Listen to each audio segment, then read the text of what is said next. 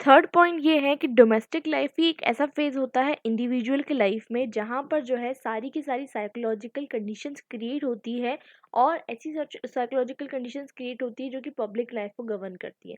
इसका मतलब ये है कि आप, जैसे कि मैंने आपको उससे ऊपर समझाया था, कि अगर एक फैमिली के अंदर सोशल डिसीजंस किस तरीके से लिए जा रहे हैं, एक फैमिली के अंदर हायरकी कैसी है, एक फैमिली के अंदर डिवीजन ऑफ पावर कैसा है, डिवीजन ऑफ लेबर कैसा है, वो डिसाइड करेगा कि किस तरीके से वो पर्सन जब बाहर जाता है इन द सोसाइटी वो रिप्रेजेंट करता है उसी फैमिली को।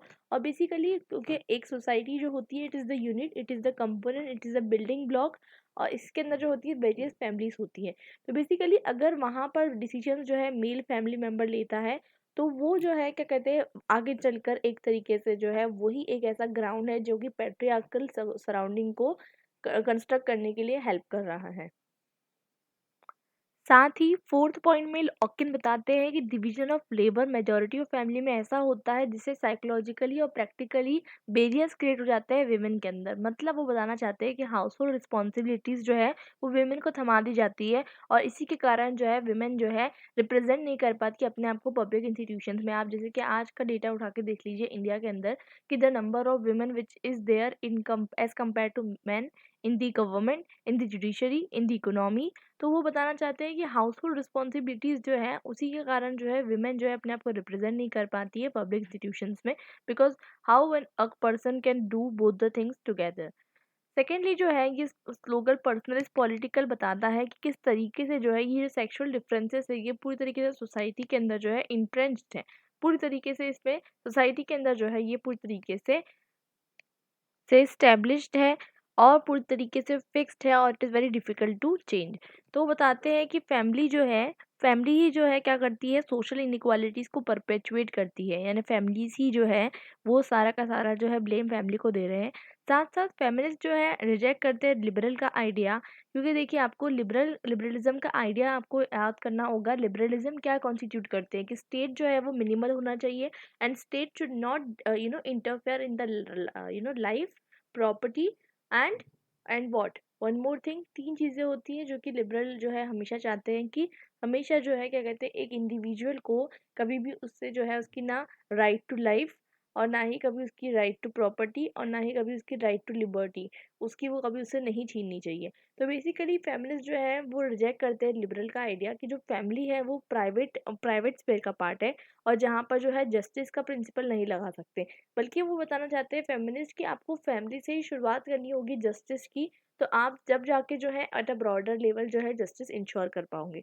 ऑकिन एडवोकेट करते हैं कि अगर हमें जेंडरलेस सोसाइटी बनानी है तो हमें एजुकेशन करिकुलम में भी चेंजेस लाने होंगे, और इंस्टीट्यूशन ऑफ मैरिज के अंदर भी हमें चेंज लाने होंगे। वो क्या बताना चाहते हैं कि पर्सनल जो है वो ही पॉलिटिकल है, बिकॉज अगर आप फैमिली के जो इंस्टीट्यूशन है उसके अंदर कुछ भी तरीके की चीज़ें हो रही हैं, specially in Indian society if you consider, पहले जो है सती हुआ करता था, वो भी एक तरीके से फैमिली का सिस्टम है। अगर आप उसके बीच में इंटरफेयर नहीं करोगे तो आप कैसे जो है वो चीज़ों को रोकोगे। अगर पहले के टाइम पे अभी भी in fact family female infanticide, female foeticide ऐसी चीज़ें होती है। अगर स्टेट उसमें इंटरवेन नहीं करेगा तो हाउ ही और she will be able to stop the scenario. तो बेसिकली द थिंग इज कि स्टेट जो है वो पर्सनल, मतलब जो स्टेट जो है वो फैमिली को जो है पर्सनल नहीं समझते हो, पॉलिटिकल समझना चाहिए। ये किसका आइडिया है? ये आइडिया है फेमिनिस्ट का। और साथ-साथ एक और चीज़ कि अगर हमें पर्सनल और पॉलिटिकल के डिफरेंस को हटाना है, तो हमें सेक्स और जेंडर दोनों का डिफरेंस को ख़त्म करना होगा। अब सेक्स और जेंडर हम बचपन से यूजुअली इंटरचेंजेबली यूज़ करते हैं, और हमें लगता है कि sex and gender both are the same things. But usually ऐसा होता है when you study political theory, तब आपको डिफरेंस समझ में आएगा कि सेक्स और जेंडर के बारे में डिफरेंट पॉलिटिकल थ्योरीज़ जो है वो क्या समझते हैं।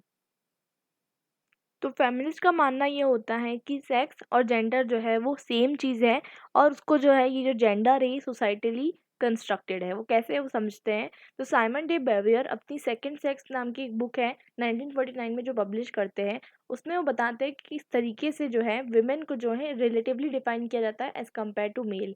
मतलब ये बताया जाता है कि विमेन जो है इज़ नॉट मैन, मतलब विमेन को हमेशा जो है एज अ पैरामीटर लेके डिफाइन किया जाता है टू द मैन पार्ट। और साथ में लेकिन मैन जो होते हैं, मैन को कैसे डिफाइन किया जाता है? मैन को आप कभी ऐसा नहीं बोलोगे दैट मैन जो है इज़ नॉट वुमेन। मैन को इंडिपेंडेंटली ऑटोनॉमसली डिफाइन किया जाता है और उन्हें जो समझा जाता है कि वो बहुत ज़्यादा रैशनल ह्यूमन बींग्स हैं। बट बेसिकली ये सारी तरीके की इनइक्वालिटी के कारण ही जो है इम्बैलेंस क्रिएट हुआ है। तो वीमेन को बहुत सारी चीज़ों की ज़रूरत है। बेसिकली उन्हें बताते हैं कि वीमेन को सिविल लिबर्टीज़ चाहिए, ठीक है। उस टाइम पे जो है 1949 के भी मैंने आपको पहले ही बात बताई, उस टाइम पे सिविल लिबर्टीज़ जो है वो वीमेन को ग्रांटेड नहीं थी बहुत सारे पार्ट ऑफ यूरोप में। तो सिविल लिबर्टीज़ चाहिए, इकोनॉमिक इंडिपेंडेंस चाहिए। तो वो भी आर्ग्यू करते हैं, जैसे कि ऊपर हमने थिंकर्स के बारे में पढ़ा था, डिफरेंट फेमिनिस्ट के बारे में पढ़ा था, रेडिकल फेमिनिस्ट के बारे में, क्लासिकल फेमिनिस्ट के बारे में।